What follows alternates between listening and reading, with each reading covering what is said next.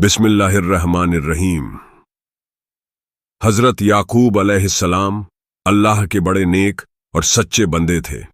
उनका दिल हमेशा अल्लाह की याद में रहता था और उनकी जिंदगी सब्र और शुक्र की मिसाल थी।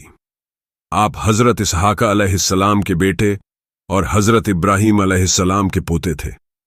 अल्लाह ने आपको अपनी किताब और हिकमत से नवाजा था। आपकी आंखों में नूर और चेहरे पर सुकून था। आपके बोलने का अंदाज इतना प्यारा था कि सुनने वाले के दिल में उतर जाता था।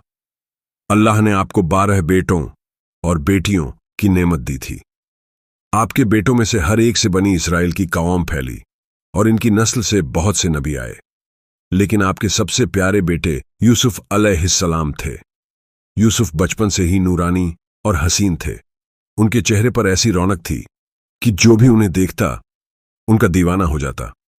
याकूब अलैहिस्सलाम का दिल यूसुफ से बहुत जुड़ा हुआ था, क्योंकि उनके अंदर अल्लाह की तरफ से दी गई मासूमियत और सच्चाई थी।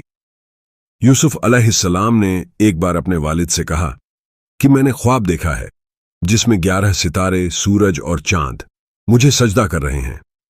यह सुनकर याकूब अलैहिस्सलाम समझ गए कि यह कोई मामूली ख्वाब नहीं, बल्कि अल्लाह की तरफ से एक बड़ी निशानी है। आपने यूसुफ से कहा कि अपना ख्वाब अपने भाइयों को मत बताना, क्योंकि वो पहले ही तुमसे जलते हैं और तुम्हारे खिलाफ साजिश करेंगे। भाइयों के दिलों में जलन और नफरत पहले ही भर चुकी थी। वो सोचते थे कि हमारे वालिद हमें छोड़कर हमेशा यूसुफ और उनके छोटे भाई बिन्यामिन को चाहते हैं। उन्होंने आपस में मिलकर तय किया कि यूसुफ को रास्ते से हटा देना चाहिए। किसी ने कहा उसे कत्ल कर दो, किसी ने कहा किसी दूर देश में फेंक दो।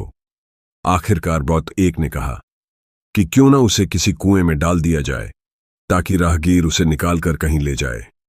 यह बात सबको पसंद आ गई और उन्होंने यही योजना बनाई। उन्होंने याकूब अलैहिस्सलाम से कहा कि हमें यूसुफ को खिलाने के लिए भेज दीजिए, हम उसकी पूरी तरह हिफाजत करेंगे। याकूब का दिल तैयार नहीं हो रहा था।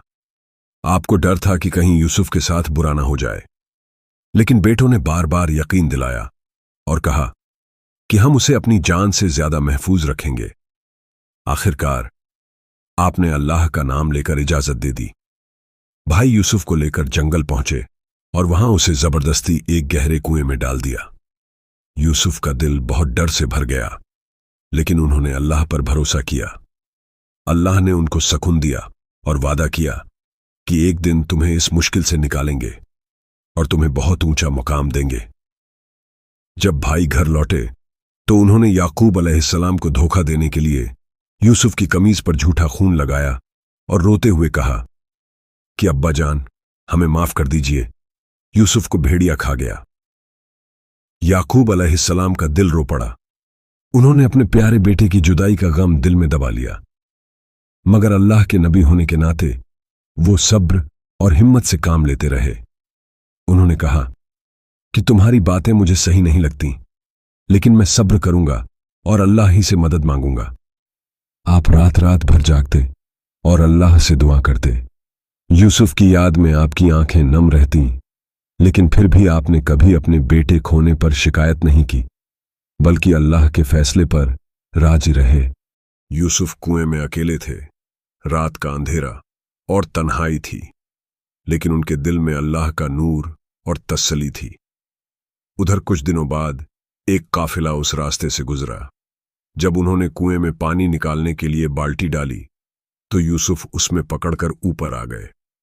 काफिले वालों ने देखा तो हैरत में पड़ गए कि इतना खूबसूरत बच्चा कुएं से निकला है। उन्होंने उसे छुपा लिया और मिस्र ले जाकर बेच दिया। मिस्र में एक हाकिम ने उन्हें खरीदा।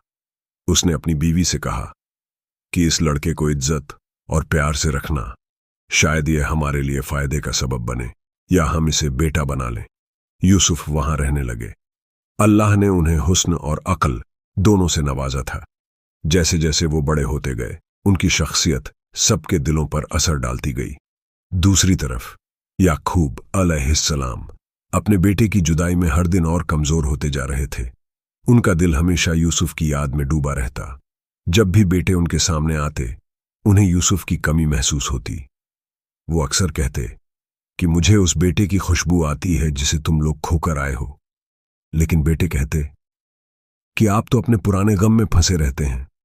साल दर साल गुजरते गए। यूसुफ को अल्लाह ने मिस्र में बहुत इम्तिहानों से गुजारा। पहले घर की आजमाइश, फिर जेल की सख्ती और आखिर में इज्जत और हुकूमत।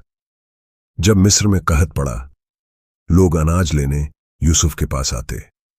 उस वक्त तक अल्लाह ने उन्हें मुल्क का खजाना सौंप दिया था। एक दिन उनके अपने भाई भी अनाज लेने मिस्र पहुंचे।